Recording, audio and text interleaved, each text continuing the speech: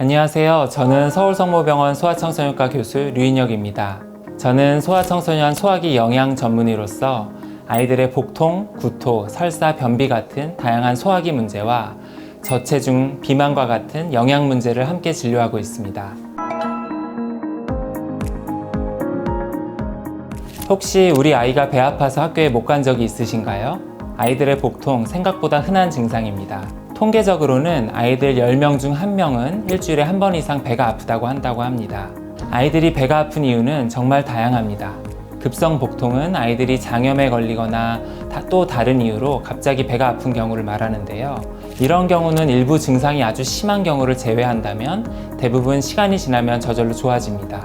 문제가 되는 것은 만성복통인데요. 만성복통은 일주일에 한 번 이상의 복통이 2달 이상 지속되는 경우를 말합니다. 쉽게 말해 배가 아픈 증상이 오랫동안 반복되는 것이죠. 만성복통은 급성복통과는 달리 소화기 분야 전문의의 진료가 필요할 수 있습니다. 특히 아이가 만성복통이 있으면서 체중 감소, 반복적인 구토나 설사, 혈변 등의 증상이 같이 있다면 혹시 다른 질환이 숨어 있는 것은 아닌지 꼭 확인해야 합니다. 만성복통으로 검사가 필요할 때는 혈액검사, 대변검사, 엑스레이 같은 기본검사로부터 시작해서 필요에 따라서 위내시경, 대장내시경, 복부 초음파 CT, MRI 같은 정밀검사를 시행하기도 합니다. 만성복통을 일으키는 질환에는 과민성 대장증후군이나 변비, 위식도 역류질환 같은 기능성 복통부터 음식 알레르기나 특정 균의 감염, 크론병 같은 염증성 장질환이 원인인 경우도 있습니다. 만성복통이 일상생활에 영향을 줄 정도로 심한 경우라면 꼭 전문가의 진료를 받아보는 것이 좋습니다. 아이가 밥을 너무 안 먹어서 걱정이신가요? 아니면 편식이 심하거나 몸에 좋지 않은 음식을 너무 많이 먹어서 걱정은 아니신가요? 아이가 밥을 잘 먹지 않는다고 해서 무조건 병원에 갈 필요는 없지만 아이의 연령별 체질량 지수가 500분위수 이하, 즉 100명 중에서 5번째보다도 적다면 전문적인 진료가 필요합니다. 밥을 잘 먹지 않으면 키가 잘 크지 않을까요? 라는 질문을 많이 하시는데요.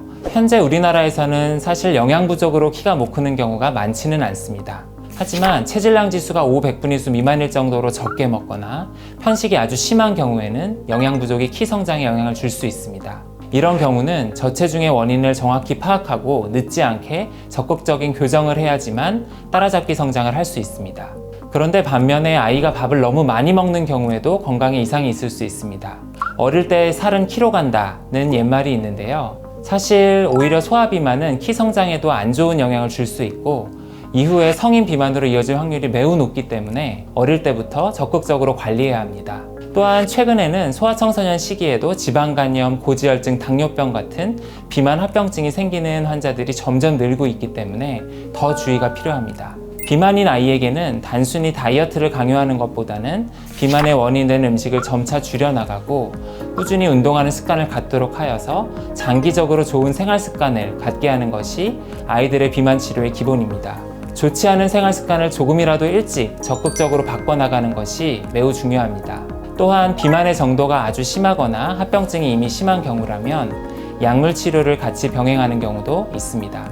아이의 영양과 관련된 문제가 걱정되신다면 주저하지 마시고 영양 전문인 소아청소년과 전문의에게 진료받아 보시는 것을 권유드립니다.